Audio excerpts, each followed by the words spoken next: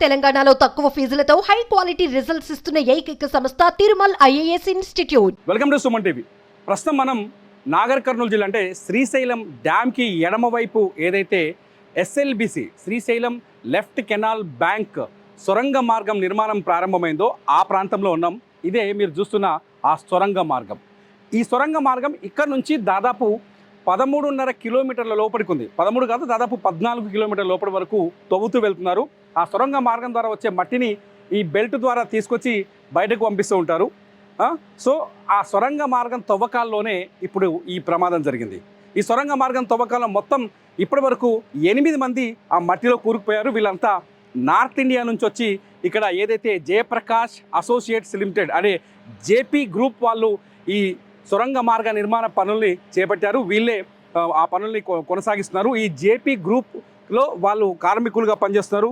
లోపల ఇరుకుపోయిన వాళ్ళ పేర్లు సన్నీ సింగ్, గురుప్రీత్ సింగ్, సంతోష్ సాహు, అనూజ్ సాహు, జక్తాజస్, సందీప్ సాహు, మనోజ్ కుమార్, శ్రీనివాస్ అని తెలుస్తుంది. వీళ్ళు ఇందులో ఒక నలుగురు జార్ఖండ్కు సంబంధించిన వాళ్ళు, మరికొంతమంది మిగతా ఇద్దరు పంజాబ్కి సంబంధించిన వాళ్ళు, ఇంకొకరు కాశ్మీర్కి సంబంధించిన వ్యక్తులని తెలుస్తుంది. వీళ్ళంతా ఇప్పుడు ఏ పొజిషన్లో ఉన్నారో లోపల అనేది అర్థం కాని పరిస్థితి. మనం లోపలికి వెళ్ళే కొంత దూరం వెళ్ళే టన్నెల్లో నడుచుకుంటూ వెళ్ళే ప్రయత్నం చేస్తాం. అట్లాగే ఎన్డీఆర్ఎఫ్ బృందాలు వేసిన స్కెచ్ను కూడా చూస్తున్నాం. దీన్ని బట్టి చూస్తుంటే ఈ 13 కిలోమీటర్లు ఇక్కడ నుంచి ప్రారంభమైన టన్నెల్ 13 కిలోమీటర్లు లోపలికి వెళ్ళిన తర్వాత డెడ్ ఎండ్లో ఎక్కడైతే టీబీఎం అంటే టన్నెల్ బోరింగ్ మిషన్ అంటారు. ఆ బోరింగ్ మిషన్ తవ్వుతూ వెళ్తుంది. అట్లాగే ఈ సిమెంట్ పైకప్పు వేసుకుంటూ వెళ్తారు. టన్నెల్లో విజువల్ని చూస్తే మనకు అర్థమవుతుంది. ఆ సిమెంట్ పైకప్పు వేసుకుంటూ వెళ్తూ ఉండే మిషన్, ఆ మిషన్ ఎక్కడైతే లాస్ట్లో ఉందో అక్కడ వాటర్ పైనుంచి ఒకసారి మీరు కొండను చూడొచ్చు. పైకి ఒకసారి కొండను చూస్తే ఇటువంటి కొండలు చాలా కొండల నుంచి ఈ కొండలు ఇక్కడ నుంచి నల్లమల అటవీ ప్రాంతం ఉంది. ఇదంతా ప్రారంభమవుతుంది.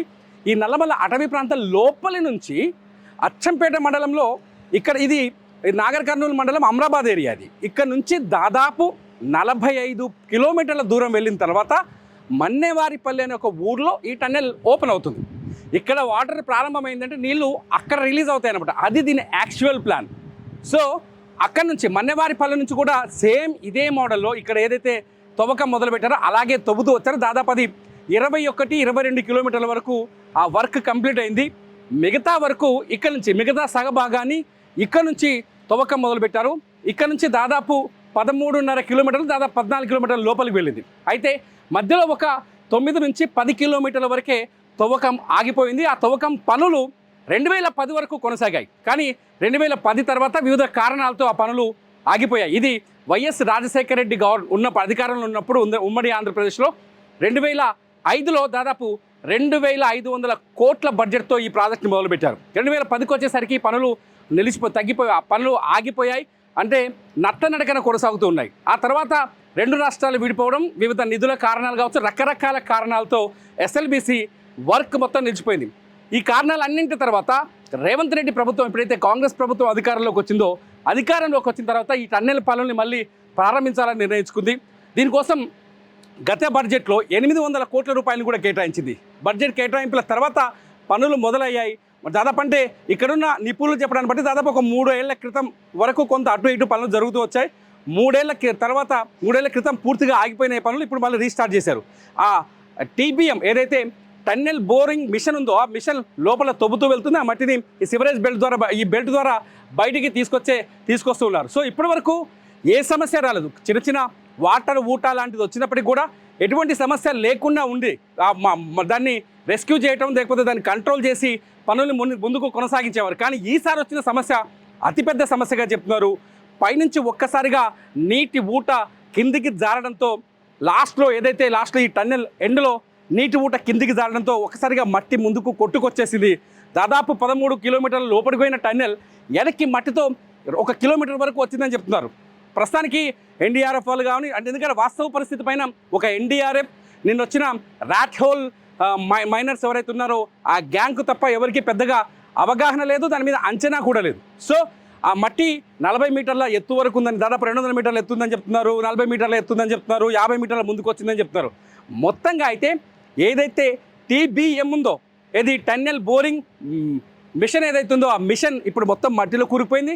ఆ మిషన్లో పనిచేస్తున్న వాళ్ళంతా కూడా మట్టిలో కూరుకొనే ఉన్నారు. సో వాళ్ళ ఆచూకీ కనిపెట్టడానికే గడిచిన 4 రోజులుగా, శనివారం రోజు జరిగింది ఈ ప్రమాదం, గడిచిన 4 రోజులుగా ఆపరేషన్స్ కొనసాగుతున్నాయి. ఎస్డీఆర్ఎఫ్ వచ్చింది ఇక్కడికి, ఎన్డీఆర్ఎఫ్ వచ్చింది, ఆర్మీ వాళ్ళు వచ్చారు, నేవీ వాళ్ళు వచ్చారు, నవయుగ కంపెనీకి సంబంధించిన వాళ్ళు వచ్చారు, అట్లాగే జేపీ కంపెనీ వాళ్ళు ఉన్న నిపుణులు ఇక్కడ పనిచేస్తున్నారు. అట్లాగే ఇప్పుడు ర్యాట్ హోల్ మైనర్స్ వాళ్ళు ప్రస్తుతానికి వాళ్ళ మీదనే ఇంకా ఆశలు కొనసాగుతున్నాయి. ఎందుకంటే ర్యాట్ హోల్ మైనర్స్తో మనం మాట్లాడినప్పుడు మనకు సుమన్ టీవీకి ఇంటర్వ్యూ ఇచ్చినప్పుడు ఒక విషయం చెప్పారు, ఖచ్చితంగా ఈ ఆపరేషన్ని మేము సక్సెస్ చేయగలము అని చెప్తున్నారు. ఆ టీం అంతా ప్రస్తుతం ఇక్కడనే ఉంది, లోపల పరిస్థితులు కానీ వాళ్ళకి కావాల్సిన పరికరాల్ని తెమ్మని చెప్పారు. ర్యాట్ హోల్ వాళ్ళు గతంలో ఉత్తరాఖండ్లో ఏదైతే టన్నెల్, రోడ్డు కోసం తవ్వుతున్న టన్నెల్ కూరుకుపోయింది, దాదాపు 41 మంది ఆ టన్నెల్లో ఇరుక్కుపోయారు. 17 రోజుల పాటు నిద్రాహారాలు లేకుండా తీవ్రమైన స్థితిలో ఉన్న వాళ్ళని ర్యాట్ హోల్ మైనర్స్ ఒక్క రోజులోనే బయటకు తీసుకొచ్చారు. సో వాళ్ళ హెల్ప్ ఏమైనా ఉపయోగపడుతుందని ఇప్పుడు గవర్నమెంట్ ఆశగా ఎదురు చూస్తుంది. అందరూ సైంటిస్టులు కావచ్చు, నిపుణులు కావచ్చు, ప్రస్తుతానికి అంచనాలు కొనసాగుతున్నాయి. ఇప్పటివరకు అయితే ఆ 8 మంది ఎవరైతే నేను ఇప్పటిదాకా పేర్లు చెప్పానో ఆ 8 మంది పరిస్థితి అనేది ఒక అంచనాకు రాలేదు. ఇది ప్రస్తుతానికి ఇక్కడున్న ఒరిజినల్ సిచ్యువేషన్. ఆ 8 మంది కుటుంబ సభ్యులు మాత్రం తమ వాళ్ళు క్షేమంగా బయటకు వస్తారని ఆశతో ఇక్కడి నుంచి 3 కిలోమీటర్ల దూరంలో ఉన్న బేస్ క్యాంప్ దగ్గర ఎదురు చూస్తున్నారు, కన్నీళ్లు కారుస్తున్నారు. మా వాళ్ళు క్షేమంగా తిరిగి రావాలనే ఆవేదనతో ఉన్నారు. ఇది ప్రస్తుతానికి ఎస్ఎల్బిసి టన్నెల్ ప్రారంభం దగ్గరున్న సిచ్యువేషన్.